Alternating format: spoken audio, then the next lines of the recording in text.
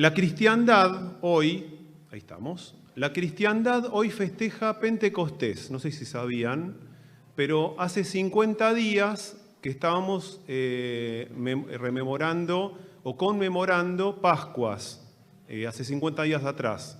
Y hoy, justo hoy este domingo, es Pentecostés. Los cultos romanos, ortodoxos y algunas iglesias protestantes históricas lo festejan realmente, hacen un recordatorio y todas las lecturas y las meditaciones giran alrededor de Pentecostés. Entonces vamos a tomar el desafío y vamos a estar pensando juntos y juntas sobre Pentecostés hoy. Y la pregunta que vamos a tratar de contestarnos, primero en forma comunitaria, congregacional y después en forma individual, si hay vientos de cambio, si estudiar Pentecostés o estar pendientes de lo que pasó en Pentecostés genera algún tipo de cambio en nosotros. Voy a probar...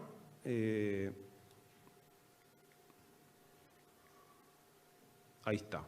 Bueno, lo que vamos a hacer es una lectura rápida para ponernos en contexto sobre qué pasó en Pentecostés, el capítulo 2 de Hechos de los Apóstoles. Y dice, cuando llegó el día de Pentecostés, estaban todos unánimes juntos, y de repente vino del cielo un estruendo como de viento recio que soplaba, el cual llenó toda la casa donde estaban sentados. Y se les aparecieron lenguas repartidas como de fuego, asentándose sobre cada uno de ellos.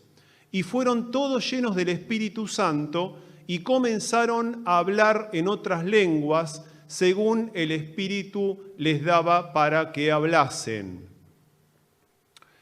Moraban entonces en Jerusalén judíos, varones piadosos de todas las naciones bajo el cielo, y hecho este estruendo se juntó la multitud que estaban confusos, porque cada uno les oía hablar en su propia lengua.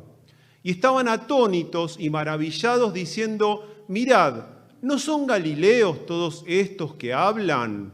¿Cómo pues les oímos nosotros hablar cada uno en nuestra lengua en la que hemos nacido?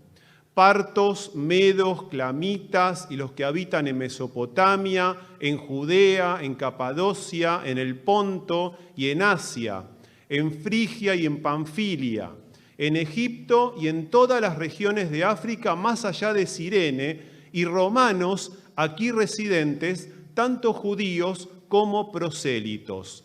Cretenses y árabes, les oímos hablar en nuestras lenguas las maravillas de Dios. Y estaban todos atónitos y perplejos, diciéndonos unos a otros, ¿qué quiere decir esto? Más otros burlándose decían, están llenos de mosto, están alcoholizados.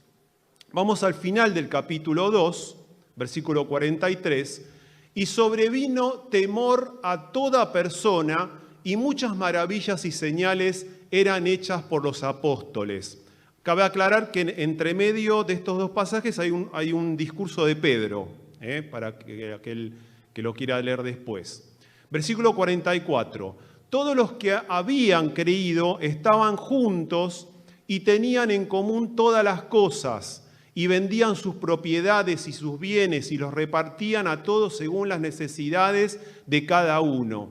Y perseverando unánimes cada día en el templo, y partiendo el pan en las casas, comían juntos con alegría y sencillez de corazón, alabando a Dios y teniendo favor con todo el pueblo, y el Señor añadía cada día a la iglesia los que habían de ser salvos.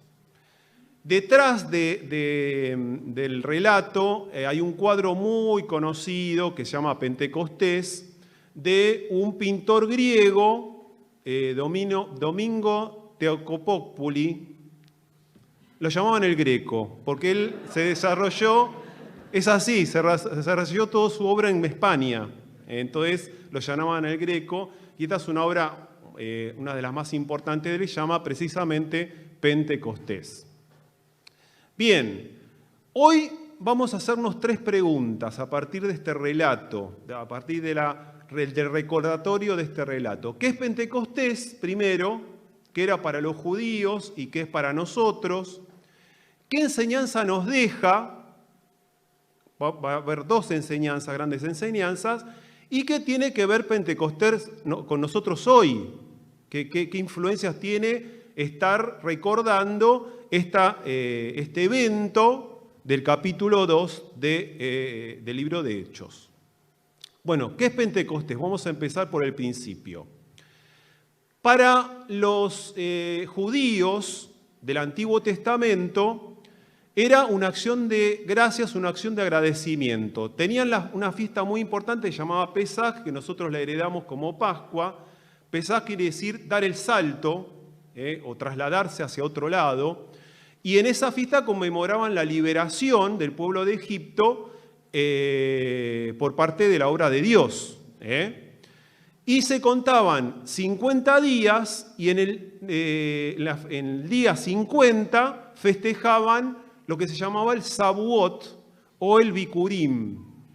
No importa, según la región de Palestina se llamaba o la fiesta de las cosechas o la fiesta de las semanas o la fiesta de los primeros frutos.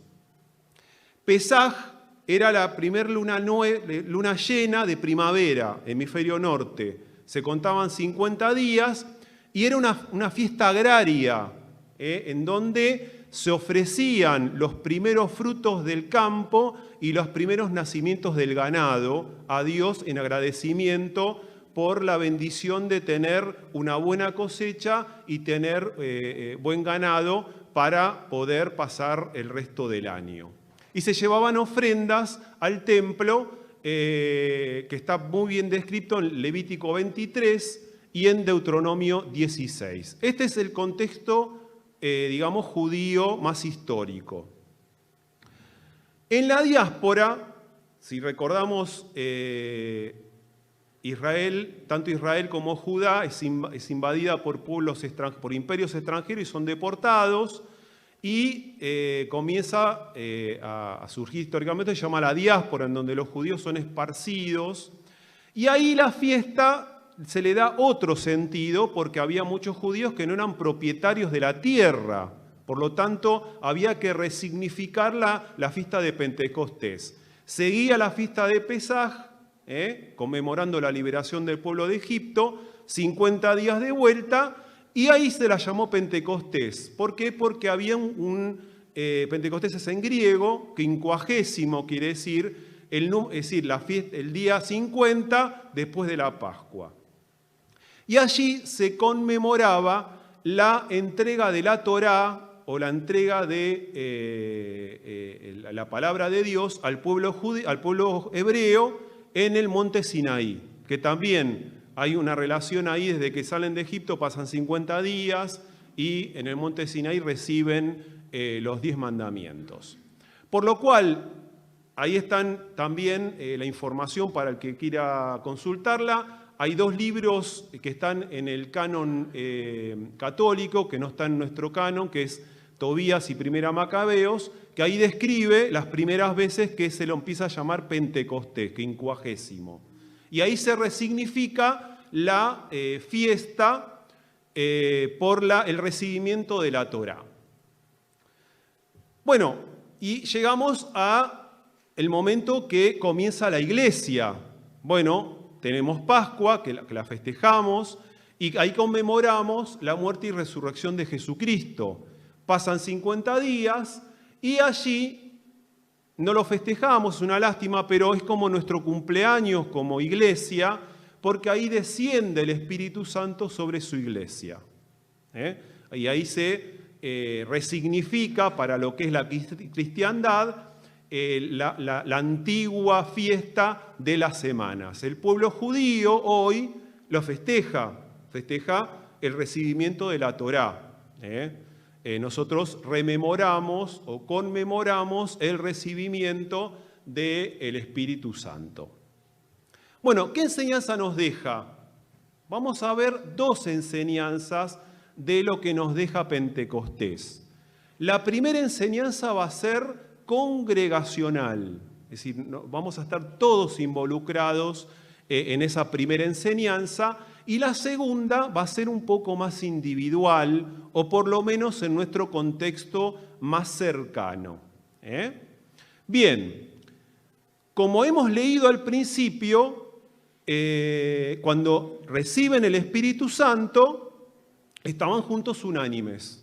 Estaban en un aposento alto, estaban juntos unánimes los discípulos, estaba la madre de Jesús también, y reciben el Espíritu Santo y según el Espíritu les daban que hablasen, y entonces se preguntan cómo pues les oímos nosotros hablar a cada uno en nuestra lengua en la que hemos nacido.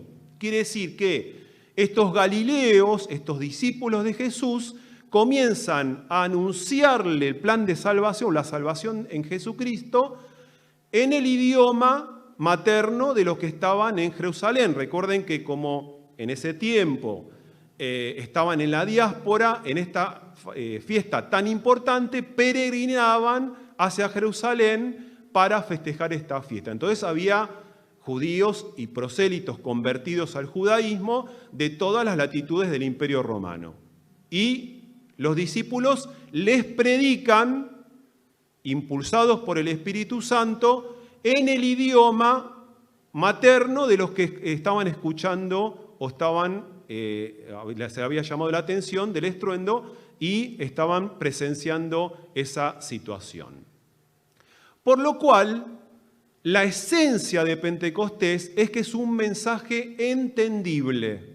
Es decir, que aquel que escuchaba el mensaje en Pentecostés lo escuchaba en su idioma, en su lenguaje, lo que se llama en griego las glosas. Ahora, lo que nos muestra Pentecostés es que por un lado había unidad, todos estaban unánimes esperando ese evento, misma palabra de Dios y mismo mensaje, pero por el otro lado había diversidad, porque todos entendían en el idioma original materno. A decir que Pentecostés se nos presenta como una paradoja o en principio entre una contradicción entre la unidad y lo diverso. La unidad y lo diverso. ¿Cómo podemos explicar esta contradicción entre unidad y diversidad? Bueno, vamos a ayudarnos a través de lo que se llama de un símil. ¿Qué es un símil?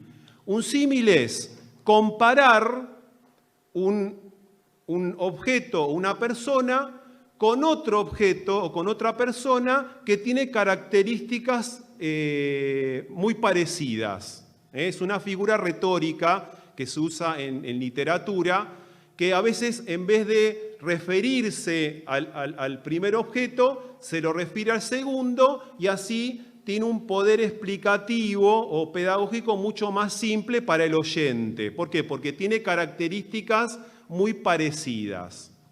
Por lo cual, para poder explicarnos esta contradicción entre unidad y diversidad, nos vamos a usar esta imagen, la imagen del rizoma, ¿sí?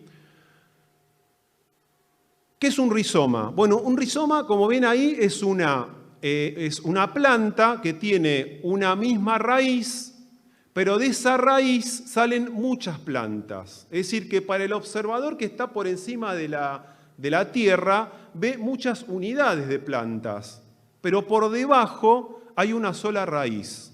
Eso es el rizoma.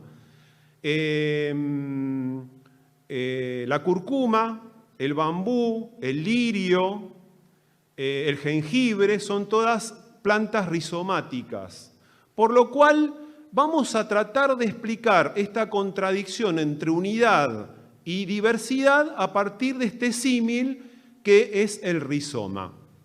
Una misma raíz, reciben todos los mismos nutrientes de la tierra, pero el observador ¿qué ve? Ve plantas unificadas, plantas solas, unidades de plantas, algunas más grandes, otras más pequeñas, otras naciendo, otras envejeciendo, pero todas tienen la misma raíz, el rizoma.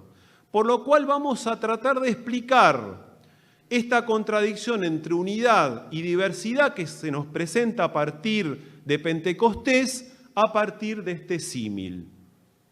Bien, este símil nos muestra que la comunidad rizomática, que tiene unidad y diversidad, primero tiene conexión y heterogeneidad. Es decir, que hay una cooperación, hay una colaboración, hay un apoyo mutuo entre las plantas que son individuales porque tienen una misma raíz, por lo cual esa raíz va recibiendo los nutrientes a todas las plantas, es decir, hay una colaboración, ¿no? Una figura de colaboración cuando hay una estructura rizomática. Segundo, hay una multiplicidad, no hay un comienzo y un fin, no hay posiciones predominantes, no hay centros y periferias. Ahora, después vamos a ver un diagrama mucho más simple. Lo tercero, hay rupturas no significativas, interesante. Vamos a suponer que a ese rizoma se lo corta por la mitad y se lo lleva a otro lado, se lo puede reinsertar a otro rizoma o puede seguir creciendo en forma rizomática. Quiere decir que las rupturas que tiene no son significativas o agresivas para las plantas en forma individual. Y lo cuarto, no hay ni uno ni lo múltiple. Es decir, que hay unidad porque tienen la misma raíz, pero hay diversidad porque son muchas plantas, y no es ni importante ni la unidad ni la diversidad, sino coexisten. ¿Vamos bien? Por lo cual, fíjense que ya Pablo nos mostró esta comunidad rizomática y ahí hay un esquema. Fíjense que todos los puntos están interconectados.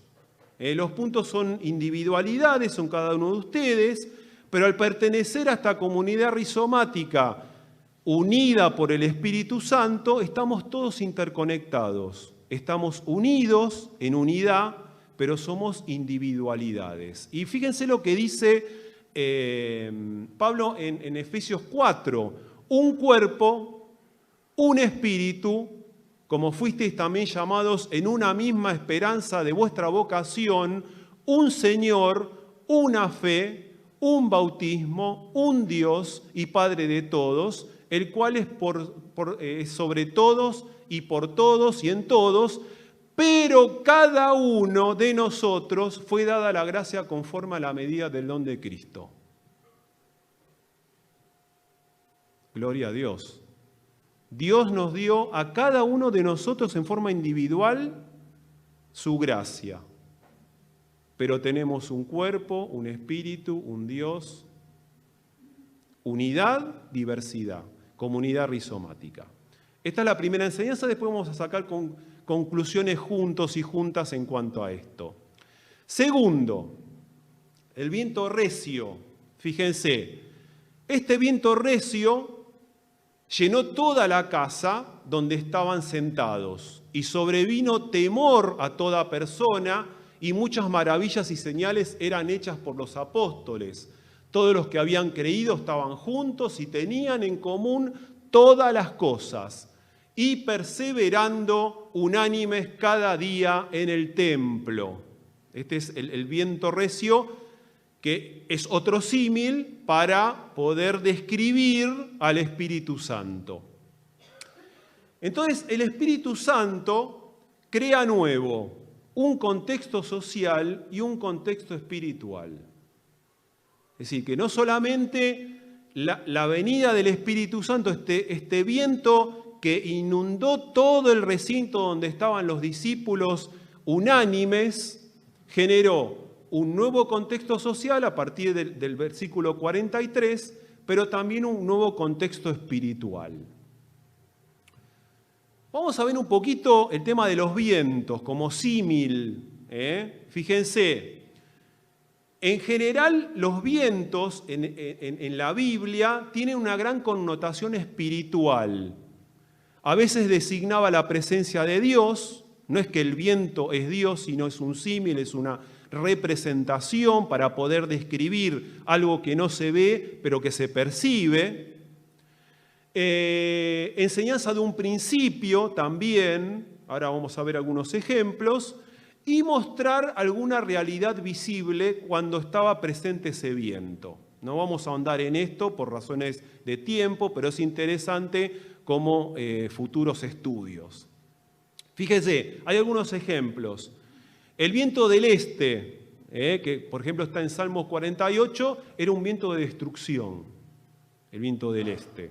O el viento del oeste era un viento de liberación, Éxodo 10. O el viento del norte, que limpiaba y refrescaba, al revés de nosotros, en Proverbios 25.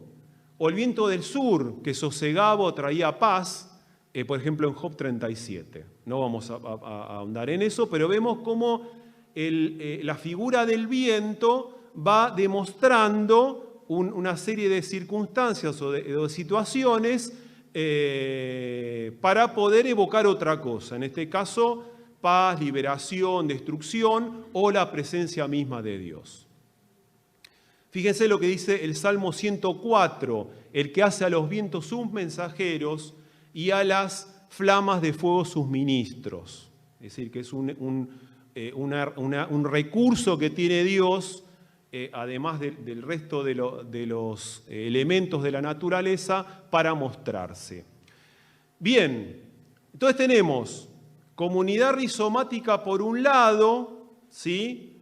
Está por un lado la unidad, pero es unidad diversa y la diversidad es única, ya lo hemos pensado, pero también el símil del viento que muestra algo. En este caso está mostrando la llegada del Espíritu Santo, un viento recio que llenó la casa.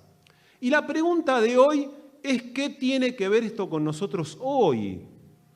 ¿Para qué nos sirve estar estudiando esto hoy? Bueno, vamos a ver juntos y juntas a ver.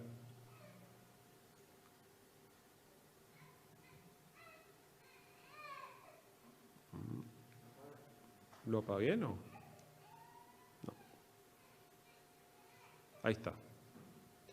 Bueno, vamos a ver primero con el tema de la fiesta de Pentecostés, el sentido que le daban los judíos y que le siguen dando hoy, que es un agradecimiento, ¿no? A veces pedimos, pero tenemos que estar agradecidos por todo lo que nos da Dios. Hoy nos hemos levantado, podemos respirar oxígeno, tuvimos un café caliente, un mate caliente, tenemos un techo, tenemos un plato de comida caliente al final del día. Nuestra familia tiene ingresos, no importa cómo, pero los tiene. Bueno, hay un montón de situaciones que tenemos que estar agradecidos. A veces anhelamos ciertas cosas, pero perdemos de vista lo inmediato, lo cotidiano. Bueno, tengo una cama en donde dormir, un techo, un plato de comida caliente. Tengo amigos, tengo hermanos y hermanas que están velando por mí. Bueno, seamos agradecidos en cuanto a eso. Segundo, en la unidad diversa Dios se manifiesta. En la unidad diversa Dios se manifiesta. Cuando hablamos de unidad diversa es que cada uno de nosotros estamos velando por la unidad y estamos velando por el otro diverso, ¿no? Y lo más importante no es que yo esté parado acá y ustedes escuchando. Lo más importante es el trabajo que se hace en la semana. Mensajes de ánimo, oraciones por el otro. Ahí está la unidad, la fortaleza de la unidad. Podríamos tener una iglesia 300 miembros, 400 miembros, 1000 miembros, pero son todas individualidades quizás. ¿Dónde está la fortaleza de la unidad? Durante la semana. Preguntando por el hermano que no vino el domingo, orando los unos a los otros, nutriéndonos del rizoma, para poder estar alimentando a las nuevas plantas que están naciendo. Ahí está la fortaleza de la unidad, pero también una unidad diversa. Cada uno de nosotros en forma individual, velando por el que está al lado del otro. Y por último, ser una congregación o una comunidad abierta. ¿Dónde van a ir las personas que se califican como raras en la calle? ¿Quién las va a recibir sino nosotros? Y hay que ver lo que es raro y lo que es normal, ¿no? Pero ¿dónde van a ir si no somos una comunidad abierta que recibe aquellas personas que son expulsadas de otros lugares? Bueno, tenemos que ser una comunidad abierta, una comunidad que sostenga la unidad, pero también que alimente lo diverso. La unidad, un solo Dios, un solo mensaje, pero también cada uno de nosotros hemos recibido la gracia, dice Pablo. Y esta comunidad abierta tiene que ser construida por cada uno de nosotros. Todos estamos involucrados en esto. Agradecidos, unidad en la diversidad, ahí Dios se manifiesta, y ser una comunidad abierta. Y por último, el tema del viento. ¿Qué vientos están orientando mi vida? ¿Qué vientos llenan mi corazón, mi voluntad, mi parte emocional, mi parte racional? Quizás todavía seguís recibiendo vientos que vienen de tu niñez y te lastiman, o vienen de tu adolescencia y te lastiman. Bueno, ¿qué vientos están orientando mi vida? Vientos solamente económicos, vientos de prestigio, vientos profesionales. Bueno, ¿qué vientos están llenando nuestros corazones, nuestras voluntades, nuestras emociones, nuestra forma de pensar? ¿Qué vientos llenan mi casa, mi entorno más cercano? ¿Qué vientos llenan mi casa? Vientos de violencia, vientos de incomunicación, vientos de egoísmo, o vientos de comunicación, vientos de palabras amables, vientos de colaboración. Y por último, quizás sea hora de abrir las ventanas de tu voluntad, de tu corazón, de tus emociones, y renovar el viento. Como les decía recién, quizás haya vientos que vienen de tu niñez y todavía te siguen lastimando, o vientos de tu adolescencia y todavía hoy siguen lastimando. Bueno, Dios te está invitando a que abras las ventanas y renueves el viento con el viento del Espíritu Santo. Esta es una máxima. Siempre cuando quitamos algo hay que poner algo nuevo. No es quitar y dejar el vacío. Siempre quitar y dejar algo nuevo para que tenga efecto el cambio. Bueno, ¿qué vientos me están lastimando o me están alejando del otro o de la otra? Vientos que están lastimando a quien amo, a quien considero importante. Quizás sea hora, hoy, de abrir las ventanas y renovar el aire, renovar el viento, por vientos del Espíritu Santo.